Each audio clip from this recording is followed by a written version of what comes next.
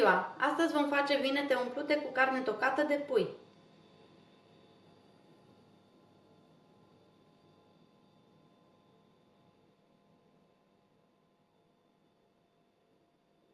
Pentru această rețetă folosim 4 vinete, 500 de grame de carne tocată de pui, 2 cepe tocate fin, 200 de grame de cașcaval ras, 2 roșii date prin răzătoare, o lingură cu pastă de tomate, un ardei capia tocat în cubulețe, o legătură de pătrunjel tocat fin, sare, piper și 50 de ml de ulei.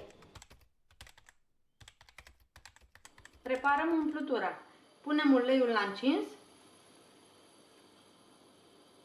Când s-a încins, adăugăm ceapa și ardeiul.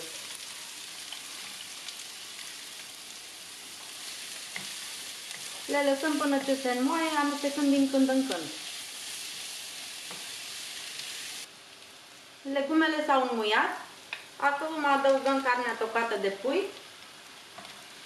Amestecăm și o lăsăm până ce schimbă culoarea, amestecând din când în când.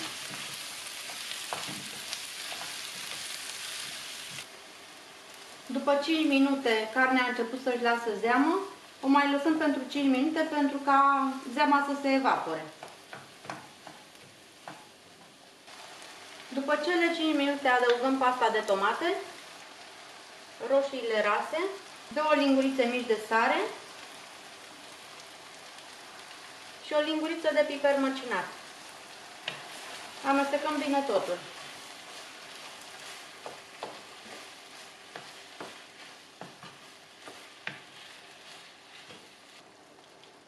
Adăugăm un pahar cu apă și lăsăm compoziția 15 minute pe foc să se gătească, amestecând din când în când.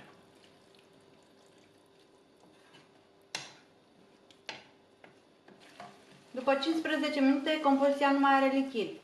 Dacă vedeți că mai are, lăsați la foc până se evaporă. Acum pun verdeața, amestec și închid focul. Las compoziția să se răcorească. Cât timp se răcorește compoziția, pregătim vinetele. Tăiem codița, le tăiem pe jumătate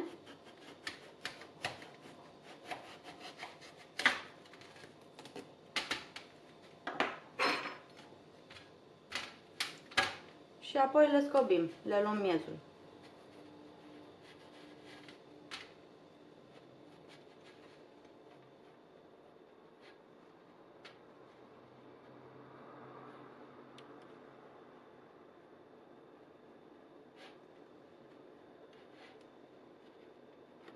În locul miezului vom pune umplutura.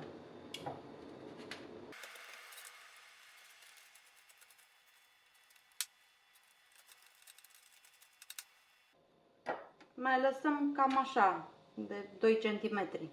Nu o golim de tot vânăta.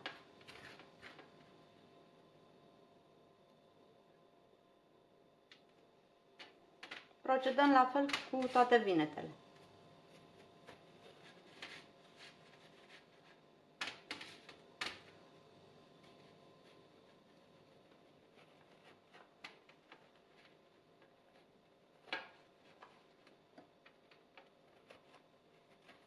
După ce le-am scos miezul, le-am pus într-o tavă în care am așezat hârtie de copt. Acum punem în fiecare vânătă o umplutură.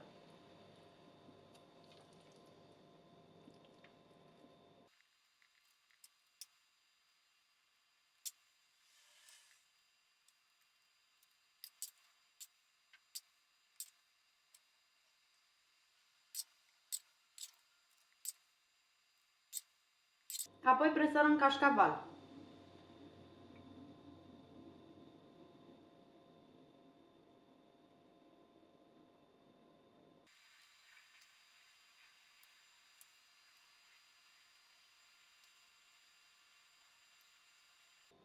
Luăm tava și o băgăm la cuptorul preîncălzit la 200 de grade. După 50 de minute vinetele s-au făcut, așa că le vom scoate de la cuptor.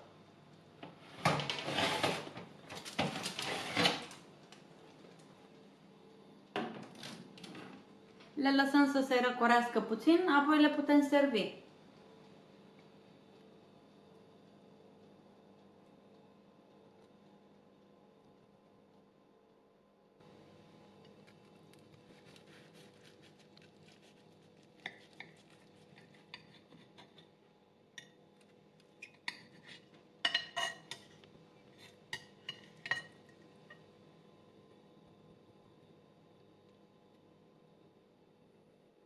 A fost o adevărată plăcere să vă am alături în această călătorie culinară.